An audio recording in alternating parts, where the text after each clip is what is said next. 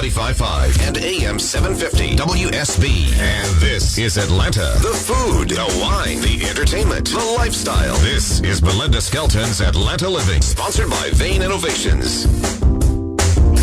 Saturday to you folks. I'm Belinda Skelton, and we are broadcasting live from the 31st Annual Fall Atlanta Home Show and Outdoor Living Expo. And we are broadcasting from, of course, the beer garden in the very back. We're sitting in Adirondack chairs, and we've got fire pits, and Red Hair Brewing is serving beer, and it's a nice casual getaway if you want to when you're at the home show.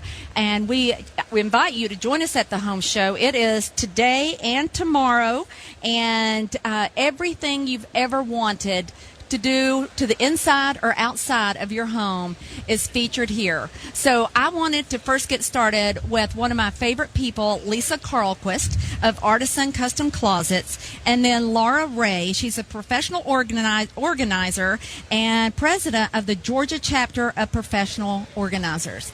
Now, ladies, this is a bane of existence to just about everybody in the population. We have more stuff than we have real estate to put it in. So Laura, why don't you start out and say, as a professional organizer, how do you start paring down? Where's a good place for someone who feels just completely overwhelmed? Thanks for having me on, Belinda. Well, you want to look at where you start your day. And so a lot of people start their day in their closet. And if you walk in your closet, first of all, if you can't even get in there, right, and you're overwhelmed, that's not a good way to start. So, but if you walk in your closet and you're overjoyed and you can find things and you find clothes that you wear and you love, it makes such a difference. So do you just start from the floor up or from the top down when you are getting rid of things? And I assume that's the problem with our closets, is we just have too much stuff. Isn't it something like we only wear 10 to 20% of the clothes in our closet? Yes, we wear about 20% of our clothes 80% of the time. Exactly. We have a lot of stuff hanging around that's not doing us any good. Yes. So a lot of closets that I work in, we need to start with the floor, so we can actually walk around safely in the closet if it's a walk-in, and then begin to look at the clothes. Group-like items, you're going to start with all your short sleeve shirts together, all your long sleeve shirts together, and let's look at what you have. And that's where Lisa Carlquist of Artisan Custom Closets, you guys come in and take an inventory of what people have, and then you build the closet around that. Say, I'm not a person with a lot of shoes, believe it or not, so I wouldn't need a huge shoe rack, but you know, we may have a lady that has 50, 100 pairs. Right, Belinda. And again, thanks for having me on. But yes, we have done women with 400 to 500 pair of shoes. So are you kidding me? No, I'm very serious. So there's one closet dedicated just for shoes. And typically they're arranged by color and heel height and very intricate, something to really think through. But you're right about the inventory. We come in, we count your shoes, and some people choose to keep no shoes in their closet. They're all in the garage, so it's very individual. Some people don't wear shoes in their house, so when you come in the garage, you leave your shoes there and they never go further.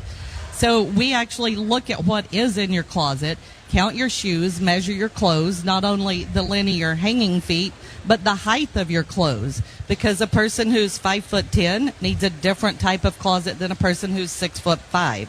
And we use every inch of space, not only around the edges of the closet, but floor to ceiling. So what do you do about the little things that just, like belts and ties and things like that just find their way all over the place? Well, having a custom closet is a huge benefit because we have an accessory for everything. So if you have 100 ties, we have the tie rack to store them. If you're a belt Does tie, it rotate so you can, like the dry cleaner belt? It can if you want it to. Most people don't wear ties that often anymore, so they just, like Laura just said, they have them, but they don't wear them. But we still find a place for them. So, Laura, I know that I just went through my closet, and I've consider myself lean and mean, kind of get rid of it, don't keep it around. But I found in my closet that I would get out something and I'm like, well, I haven't worn that in 5 to 7 years, but I don't want to get rid of it because I paid so much money for it. Or it had a sentimental value. That was my first date with my husband, or that was whatever. And I kept hanging on to it. So finally, I tried on everything in my closet, and you wouldn't believe the stack that went to Goodwill. Great. Is that how you tell people to start taking control? Yes. When you're in your closet, you want to be surrounded by clothes that you love and clothes that you wear. And so if you have a big closet, it may not be a problem that you're keeping all these things that you pay too much for or don't really fit anymore. But that's really just cluttering up, you being able to see what you really want to get to. So you want to review your categories. As I said, once you group your like items of your short sleeve shirts or blouses, and you realize, okay, maybe I don't need 10 white blouses. Well, I started to say, I realized how many white starch long sleeve blouses I had. Yes. Yes. But get it all together, and then you can make an informed decision, and you can decide, which are the really crisp white ones, which are the ones I love, and then the ones that you were just compromise purchases, let's get rid of those. And by giving it to a charity, somebody could be wearing it the next week, which makes you feel good. It's not just sitting there. Now, how do you feel about the storage boxes that you see at different stores that are so beautiful that they would look so great decorating your closet, but I kind of feel like if it's out of sight, it's out of mind? Sure. Well, and what Lisa was saying about having homes for things, so the different accessory racks, and you want a home for everything in your closet. So if the best home is a bin, whether it's beautiful or clear plastic, then that's going to work for you. So some people keep their winter accessories, their gloves and their scarves. It is great to put a lid on it and put it away to next season. So some of them work. It depends on what you're using it for, but decide first what you need to store, and then the second question is, how do you want to store it? So this is not a huge time commitment that you think it is. Just spend a little time to save a lot of time. I know Lisa came into my garage, and it was the armpit of the house. That's a bit of an exaggeration. No, Lisa, you're being kind. What we didn't know what to do with other things in the house went in the garage. And so, in my opinion, that's the last room of my house that I saw before I went to work, and the first room of my house when I came home from work. And it really put me in the bitter barn about how my garage was. It was on my nerves. Yes, and a lot of people are in that same situation. And one of the great things I think we did for you was you don't have a mudroom inside your house. So we created basically a mudroom, which is a locker storage area right outside your door. So each family member has their own locker, a place for their backpack, their jacket, their shoes. And that's really great to keep things off the floor, and everyone has a specific place to go to put their own items. As you mentioned that some people don't wear shoes in the house. Well, I'd rather the kids didn't. But that is a good way to have a locker system in the garage, or some bin fashion where they can leave their shoes outside. So when it's time for school, you know where your shoes are, you know where your backpack is, you know where your jacket is, to have an organized place, a home. Absolutely. And Belinda, what you're saying about the garage, it really is the forgotten room. It usually doesn't have paint on it, or the ceiling may be a mess.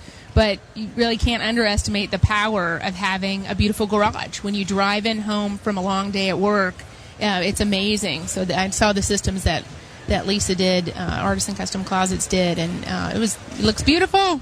Looks Thank beautiful. you. Now, I will say that adding these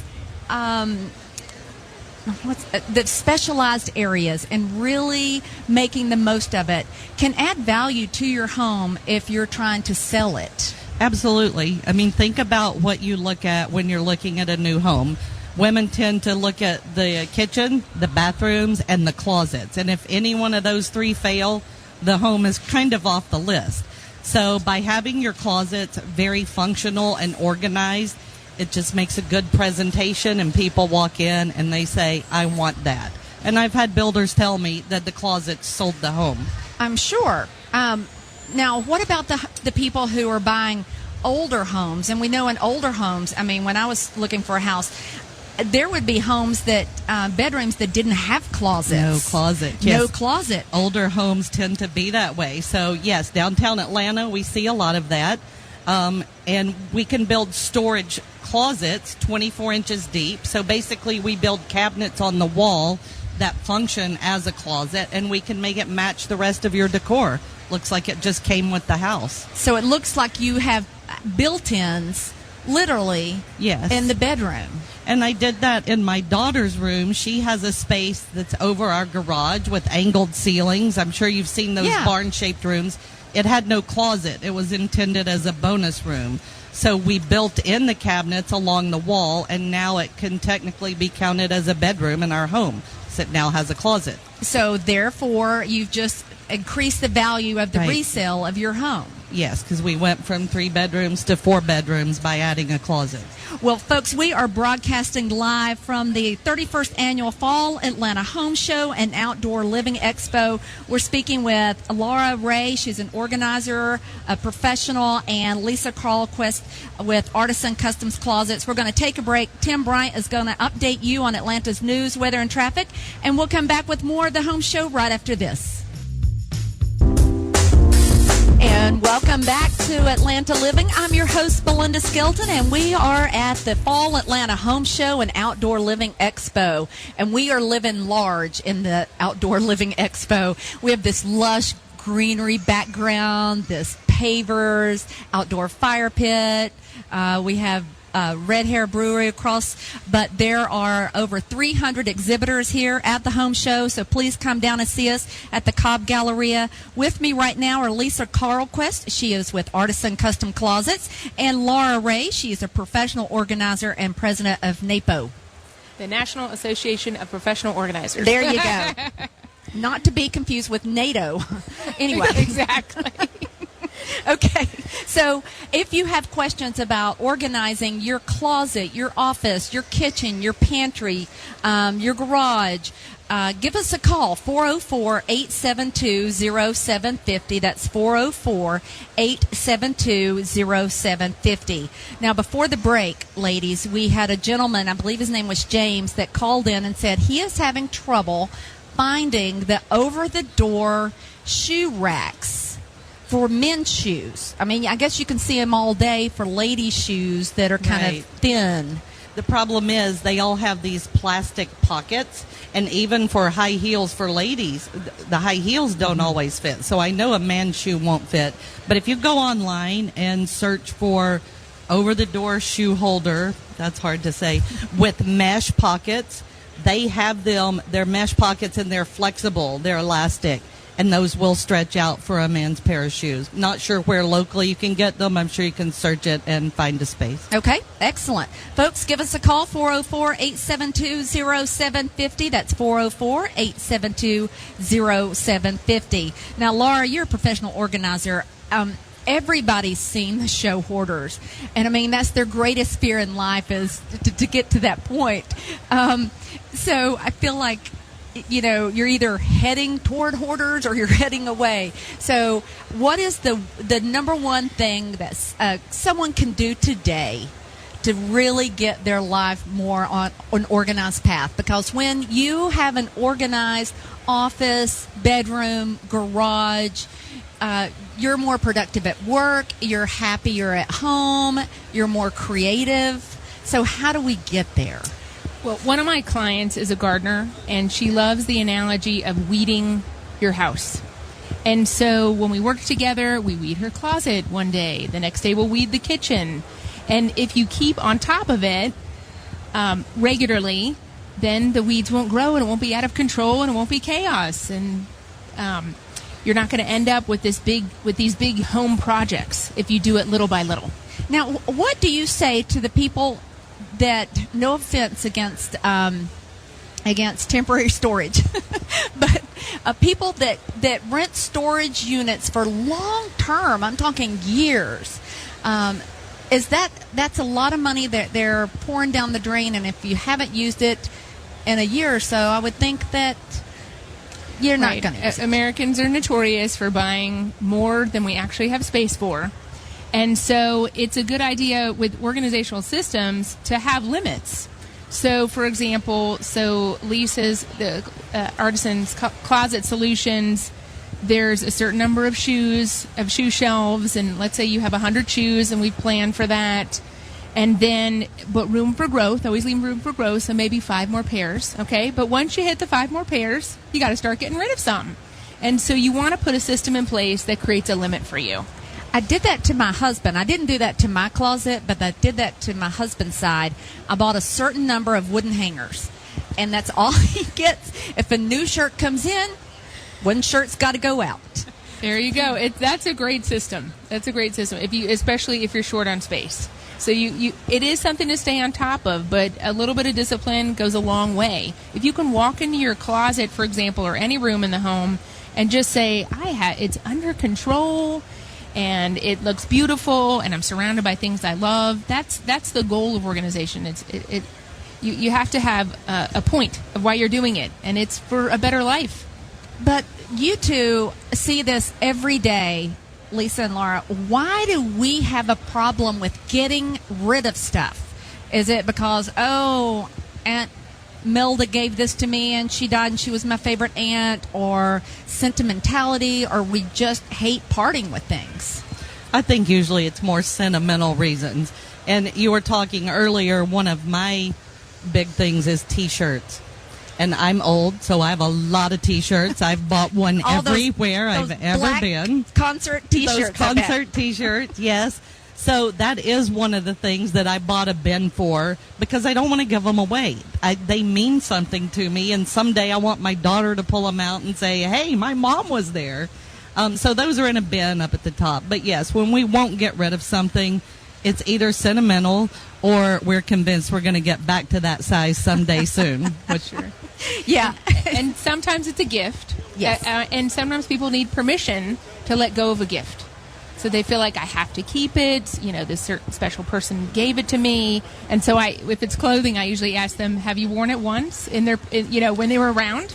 And I said, and if they say yes, I say, great, now you can let it go. You met the quota. Right. You can let you've enjoyed it for a little while. Now you can move it on. So Lisa, I have a suggestion for you and all of your T-shirts that you have stacked around. yes. I know someone who ended up making a quilt out of all their favorite T-shirts. They cut out the logo part or whatever, and it made this great sentimental quilt that they could actually use instead of... I've heard of that, and I would love to have the name of that person or company. It's a great idea. I'm not judging you on all your T-shirts, but I just want you to have another option out there. It's a great solution, because if you have things that you value, rather than store it in a box, let's display it. Let's honor it. So, something from your grandma, let's frame it and put it on the wall rather than, in a box in your basement. Exactly. So the T-shirt quilt is a great example of that. 404-872-0750 is our number, 404-872-0750. Laura Ray, our professional organizer, and Lisa Carlquist, the person that builds all of your closet solutions, is here in the Fall Home Show with me answering your questions. And ladies, have you ever come across a person that you were just unable to help? Or is everybody savable? I've actually been in a space where, I didn't get in the space because there was so much stuff. So that's a case where they really need Laura before I come in, because I was unable to walk in the room to measure. And it wasn't a hoarder, but they had bins piled floor to ceiling. I couldn't even see. So, yes, some people need some organizational help before we can come in and actually build them a storage system. Now, I know that an area that's hard for people deals with paperwork. Their electrical bills, their power bills, their stock and financial information. That can add up and create just piles of things. And do you have a system of how long you keep certain items? Does your organization have a list that people can go online maybe and look at? You need to keep your tax records for this amount of time and your stock purchases for this amount of time. And yes. So for residential, I don't know if that's on my website, but I need to put it on my website. OrganizeAtlanta.com. It'll be up there this week. But the IRS has a list, and so obviously I'm very familiar with the list. If I'm advising people for personal decisions on their paper, if you have a home business, that's different. You want to check with your accountant. So some of the same rules don't apply. But you want to, with utility bills, for example.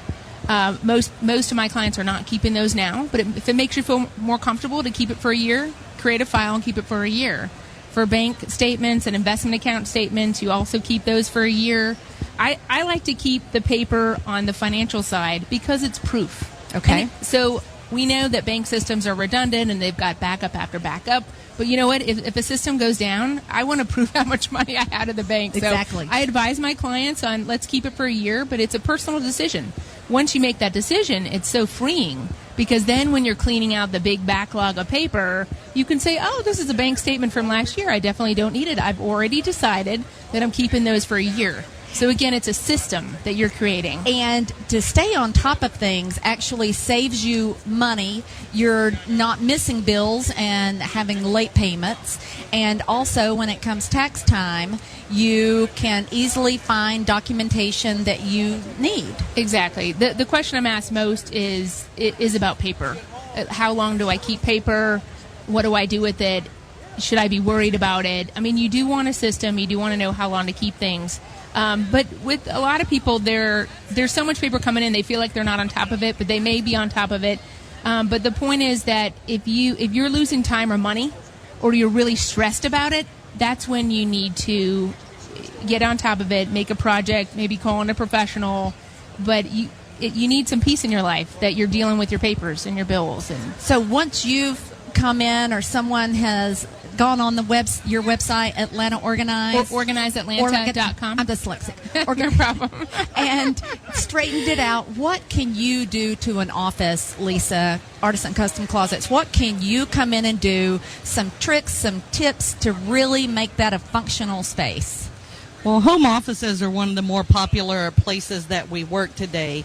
And basically, we can take any room in your house and turn it into an office, creating file storage drawers, whether you need letter size or legal size, create all kinds of cubbies on the wall, doored cabinets to hide the boxes of things that you just want to put out of the way. Just make a space for everything, which again goes back to Laura's point. Have a place for everything and everything in its place. Now, in Atlanta, in the older homes, a lot of rooms have to double. It's the guest room, it's the home office. How do you address issues like this? One of the best ways is to do a Murphy bed or a wall bed. So you can have a home office and you can have a wall bed that folds down when you have guests. And when they're gone, you fold it right back up and you're back to your full-time office. We do that a lot, by the way. We just opened in the Panhandle of Florida, Santa Rosa Beach. So if you have a second home and down in the Panhandle area, Artisan Custom Closets is there as well. But Murphy beds are really popular there in the condos. So you may only have a 1 or 2 bed condo, but you have 14 friends that want to come. Yeah. So we can do a Murphy bed there as well. And I find those more comfortable than a pull-out sofa because you don't have the bar in your back. There's no bar in the back, yes. And you can get a twin size, a double, a full size, so they're available in different sizes, and they're great. Excellent. And tell us about your new showroom here in Atlanta. Our new showroom in Atlanta is in Marietta, just off the South Loop, and we're open 9 to 5, Monday through Friday, and love for people to stop in. Excellent. Folks, we're going to take a break. When we come back, our final segment on organization. If you have a question for us, 404-872-0750. We are broadcasting from the Fall Atlanta Home Show at the Cobb Galleria. Stay tuned. And welcome back to Atlanta Living. I'm your host, Belinda Skelton, and we are broadcasting from the Fall Atlanta Home Show and Outdoor Living Expo at the Cobb Galleria. I'll be here till 3 o'clock, and then you'll see me roaming. And the show will be the rest of the day today and tomorrow. With me are Lisa Carlquist with Artisan Custom Closets and Laura Ray. She is an organizational professional and president of NAPO. The National Association of Professional Organizers. There you go. Okay, we have a call, ladies. We're going to go quickly to Michelle in Marietta. You're on WSB. How are you, Michelle? I'm fine, and I live very close to where her place is, so I might come visit, but I thought I'd ask a question first. I live in a very older ranch with a crawl space, kind of 3 small-bedroom house, and they're typical closets with the one drawer, and you open it, and you've got to reach way back on either side, one bar and a shelf. Yep. So how could you possibly make something like that more spacious? I can picture exactly what you have.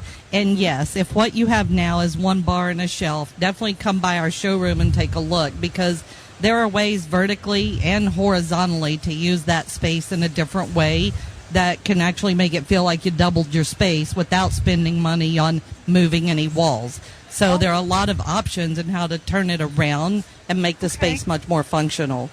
Okay, I will definitely come in then. Thank you. Can't wait to see you. Thank you for your call.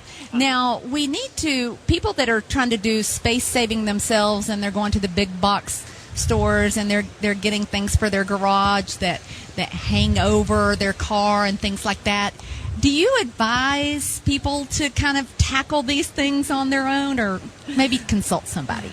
It's usually best to consult someone, especially when you're talking about overhead storage in your garage. Actually, our insurance company doesn't allow us to do it because it's a bit of a hazard there. Okay. And people want to, we're always piling so much on the shelves and the closets to get the maximum use out of it that it's going to fall.